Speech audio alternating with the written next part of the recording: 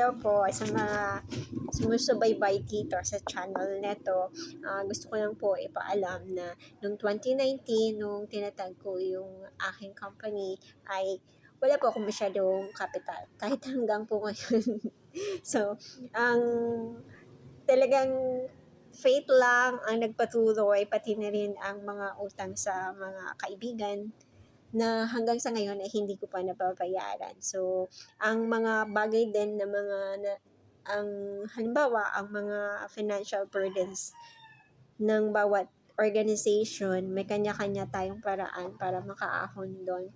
So, sa paraan ko naman, isa sa mga paraan ko para makaahon sa financial burdens na dulot ng mga maling desisyon sa business decisions is ang paggawa po ng mga perfume.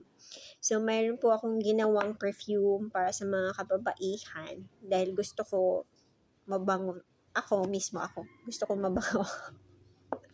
So pinangalanan ko siyang Sweet and Sexy. So syempre bilang babae gusto mo maging sweet and sexy. So, ang more of floral and fruity po siya. So, meron siyang 2 versions. Actually, 3 pala. Ang purple ay floral. Ang red ay fruity. At meron siyang isa, yung apple version, na mas maraming apple, syempre. So, kung gusto nyo po subukan, kung gusto nyo malaman kung anong amoy niya, pwede po kayong mag-visit sa ilalagay ko sa description ng link.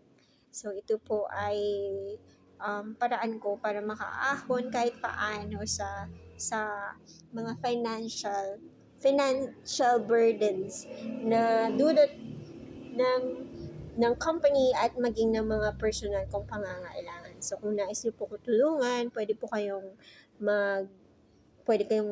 bumili. Pwede nyo i-try at sabihin nyo po sa akin kung anong masasabi nyo. At kung nais nyo po magpagawa ng sarili nyong perfume, ng sarili